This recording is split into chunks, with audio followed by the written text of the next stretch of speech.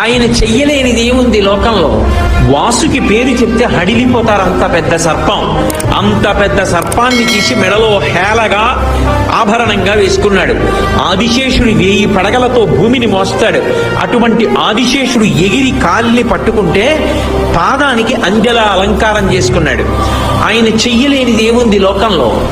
హాలాహలాన్ని చూసి అందరూ భయపడిపోతుంటే ఆయన దగ్గరికి వెళ్ళి బ్రతిమాలేరు.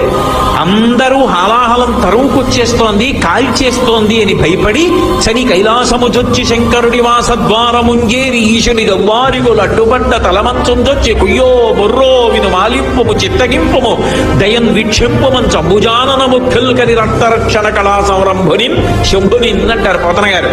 వెళ్ళి కైలాసానికి శంకరా నువ్వు తప్ప మమ్మల్ని ఎవరు కాపాడతారు, స్వామి రక్షించన్నారు అనేటప్పటికి బయటికి వచ్చి హాలాహలాన్ని దేవతల కోసం పుచ్చుకున్నాడు.